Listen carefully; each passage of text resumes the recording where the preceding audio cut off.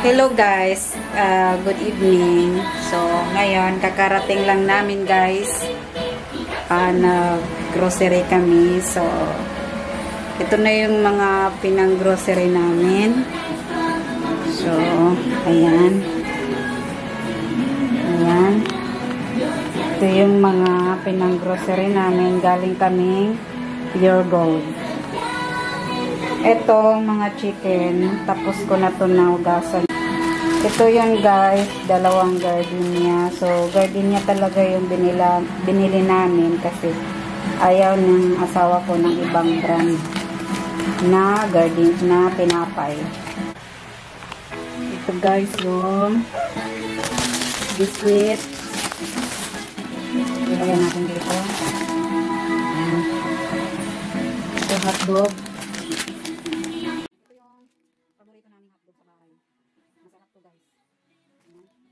Tapos, ito yung Enorta every morning. Ano po? Oil. Soap. Coffee. Sugar. Ito yung mga pangunahing pangangailangan namin. Naubusan na kami. Pansit Canton, paborito to ng asawa ko.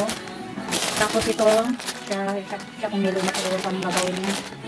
Tapos, dato puti, vinegar, soy sauce, tsaka patis. Ito yung mga dilata, garlic, milk, tomato paste, sinigang tomato paste, tapos ito naman sa baby ko, paborito niya to, squash, tapos tomato, ham para sa bread, onion, condensed kasi mag-spaghetti ako, at saka ketchup.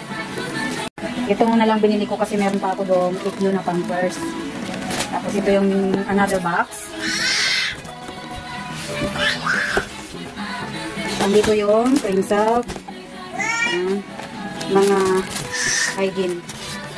So, wipes. Ayan. Zonrox. Powder.